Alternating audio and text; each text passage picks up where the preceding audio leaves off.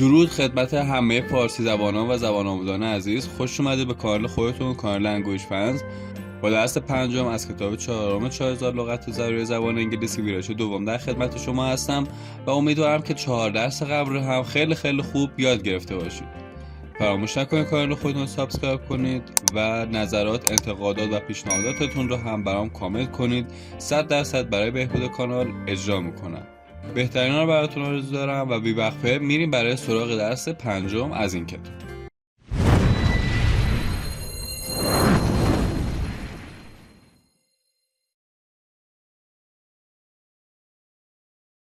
Academic. When something is academic, it relates to schools and education. صفت هست به معنی آکادمیک. Alex received an award for his academic achievements. الکس برای دستاوردهای آکادمیکش جایزه‌ای دریافت کرد. Acceptance. Acceptance is when people agree that an idea, statement, explanation, etc. is right or true. پس معنی پذیرفتن، پذیرش. Mr. Song celebrated his acceptance into the political party. آقای سونگ پذیرش خود در آن حزب سیاسی را جشن گرفت. Array. An array is a large group or number of things. پس معنی مجموعه، دسته. The toy cars are available in an array of colors. ماشین‌های اسباب بازی در مجموعه از رنگ‌ها در دسترس هستند. Blur. To blur is to make something unclear or difficult to see or remember.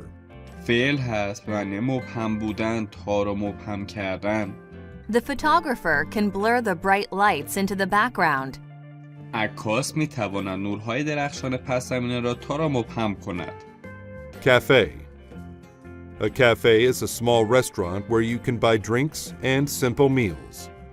پس معنی کافه. Monica works part-time at a cafe. مونیکا به صورت پاره وقت در یک کافه کار می‌کند. Canvas. A canvas is a thick piece of cloth that artists use to paint on. پس معنی بوم. The artist paints bright colors on a canvas. نقاش با رنگ‌های روشن روی بوم نقاشی کشید. Cinema. A cinema is a building in which films are shown. پس معنی سینما. My sister enjoys watching movies at the cinema. خواهر من از تماشای فیلم در سینما لذت میبرد. Class. Class is the way people in society are divided into different social and economic groups. پس به معنی طبقه، رده. This upper-class family travels on a private jet. این خانواده طبقه بالا با جت خصوصی سفر میکنند. Distinctive. When something is distinctive, it has a special quality, character, or appearance that is different and easy to recognize. صفت هست به معنی مشخص، خاص، متمایز. Olives have a distinctive flavor. زیتون‌ها طعم و مزه متمایزی دارند. Key. When something is key, it is extremely important. صفت هست به معنی کلیدی، مهم. Marco is a key player on the country's national team.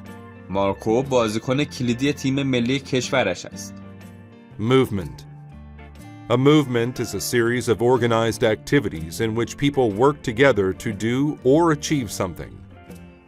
پس معنی جنبش، نهضت. Booker T. Washington was a member of the civil rights movement. بوکر تی واشنگتن عضو جنبش حقوق بشر بود. Practice. A practice is something that is done often or regularly. پس معنی تمرین، کار معمول. Samuel has made it a practice to read the newspaper every morning. ساموئل هر روز صبح روزنامه میخونه و این را تمرین خود ساخته، کار معمول خود ساخته. Realistic. When something is realistic, it is shown as it is in real life. صفت هست به معنی رئالیستی، واقع گرایانه. Dorothy is painting realistic images of fish. دروتی تصویر واقع گرایانه ای از ماهی ها را دارد نقاشی می کند. Reflection. A reflection is an image that is seen in a mirror or other shiny surface. پس معنی انعکاس، بازتاب. The man stared at his reflection in the mirror. مرد به انعکاسش در آینه خیره شد. Rule. A rule is an official instruction that says how things must be done or what is allowed. اسم هست به معنی قانون. Wearing a helmet while riding a bicycle is a rule in some cities. گذاشتن کلاه ایمنی در هنگام دوچرخه سواری در بعضی شهرها قانون است. Stroke. A stroke is a single movement of a pen or brush when you are writing or painting. اسم هست به معنی حرکت قلم، چرخش قلم. The artist began with a yellow stroke on his painting. نقاش با ضربه قلموی زرد بر روی نقاشیش کارش را شروع کرد. Sunlight. Sunlight is the natural light that comes from the sun. اسم هست به معنی نور خورشید. The sunlight shines through the trees. نور خورشید از لابلای درختان می درخشد. Traditional. When something is traditional, it is based on old-fashioned ideas. صفت هست به معنی سنتی، قدیمی. I prefer traditional furniture. من مبلمان سنتی را ترجیح می دهم. Unlike. Unlike is used in place of completely different from a particular person or thing. حرف اضافه هست به معنی برخلاف، برعکس، متفاوت با. Unlike his older brother, Jim is short. جیم برخلاف برادر بزرگترش قد کوتاه است. Width.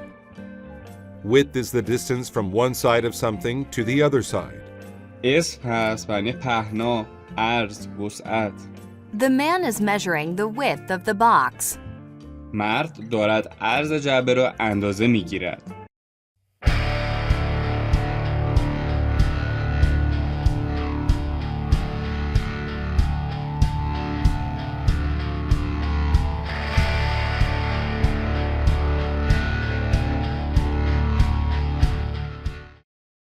فارسی زبان و زبان آموزان عزیز، اینم از 20 لغت درس پنجم.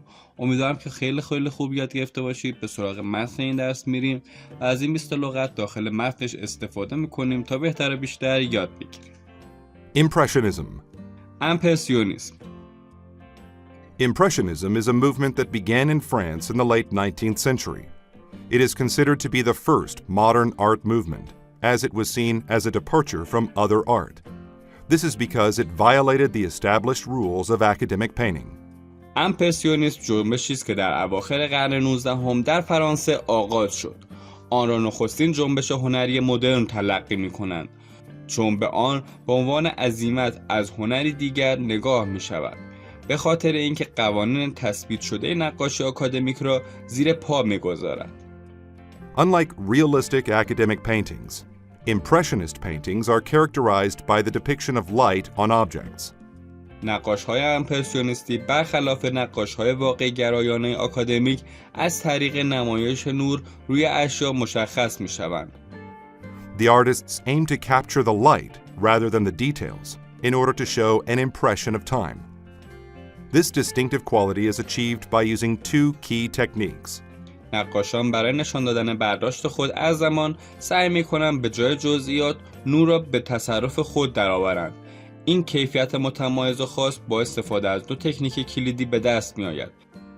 The first is a technique called impasto. Impasto is an Italian word that means mixture. In painting, impasto describes short, thick strokes. This technique allows the artist to control the reflection and movement of light on the canvas. تکنیک نخست را ایمپستو می‌نامند. ایمپستو یک واژه ایتالیایی به معنی ترکیب و مخلوط است. ایمپستو در نقاشی ضربه‌های کوتاه و ضخیم قلمو را توصیف می‌کند.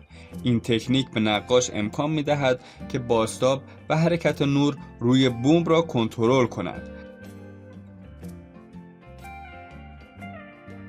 The artist can modify the width and direction of the paint strokes to convey texture and give the painting a three-dimensional quality. نقاش می‌تواند پهنا و جهت ضربه‌های قلمو را بر روی بافت بوم تغییر دهد و به نقاشی خود کیفیت سه‌بعدی بدهد. Also, the speed and strength of the strokes can convey the artist's perception of the subject. The second technique is optical mixing. همچنین سرعت و قدرت ضربه‌های قلمو می‌تواند درک نقاش را از موضوع انتقال دهد. تکنیک دوم ترکیب بصری است. This involves the use of broken colors. In other words, instead of the traditional practice of mixing an array of colors on a palette, artists paint different colors side by side. Doing this adds texture and plays on light, and it creates the illusion of different colors. با استفاده از رنگ‌های شکسته و بریده انجام می‌گیرد. به عبارت دیگر، به جای عمل سنتی ترکیب مجموعه از رنگ‌ها بر روی پالت، نقاش‌ها رنگ‌های مختلفی را کنار یکدیگر قرار می‌دهند. با این کار چیزی به بافت می‌افزایند و با نور بازی می‌کنند و این امر توهم رنگ‌های مختلف را ایجاد می‌کند. Another difference between Impressionist paintings and traditional paintings is the subject matter. During that time period, the accepted subjects were historical or literary themes. تفاوت دیگر میان نقاش‌های امپرسیونیست و نقاش‌های سنتی موضوع نقاشی است. طی آن دوره از تاریخ موضوعات پذیرفته شده تم‌های تاریخی یا ادبی بودند. They were often based on religious or mythological subjects. Impressionists, on the other hand, preferred landscapes and contemporary life. و اغلب راجع به موضوعات اسطوره‌ای یا مذهبی بودند. اما امپرسیونیست‌ها از سوی دیگر چشم‌اندازها و مناظر و زندگی معاصر را ترجیح می‌دادند. They often painted outdoors, using the sunlight to depict a brighter style. Even though photography was starting to become popular, Impressionists avoided representing reality. آنها اغلب با استفاده از نور خورشید برای به نمایش درآوردن شیوه‌ای روشن‌تر به نقاشی چیزهای بیرون از خانه می‌پرداختند. با وجود آنکه عکاسی محبوبیت خود را آغاز کرده بود، ولی امپرسیونیست‌ها همچنان از نمایش و ارائه واقعیت پرهیز می‌کردند. They demonstrated their individualism by playing with color and blurring the line between the subject and the background. آنها فردیت خود را از طریق بازی با رنگ و تیره و محو کردن خطوط میان موضوع و پس زمینه نشان می‌دادند. In the mid-19th century, the middle class in Paris saw rapid growth. The city saw an increase in cafes, cinemas, parks, and boutiques. در اواسط قرن 19 طبقه متوسط در پاریس رشد سریعی را نشان دادند. شهر شاهد افزایش کافه‌ها، سینماها، پارک‌ها و بوتیک‌ها بود. Impressionists captured the daily lives of the middle class, which appealed to the wider public, and eventually led to the acceptance of Impressionism into the art world. امپرسیونیست‌ها زندگی روزمره طبقه متوسط را مد نظر قرار دادند و برای مردم گسترده‌تری جذابیت پیدا کردند. و سرانجام این امر منجر به پذیرش امپرسیونیسم در دنیای هنر شد. فارسی زبانان و زبان آموزان عزیز، اینم از لغات درس پنجم. امیدوارم که خیلی خوب یاد گرفته باشید. هم متنش و هم لغاتش براتون جذاب بوده باشه. نظرات، انتقادات و پیشنهاداتتون رو هم برام کامنت کنید. من تمام کامنت ها رو میخونم و برای بهبود کانال 100% اجرا میکنم. کانال خودتون رو هم سابسکرایب کنید، حمایت کنید از کانال خودتون و تا درس بعدی و درس ششم از این کتاب شما رو به خدا میسپارم. خدا نگهدارتون.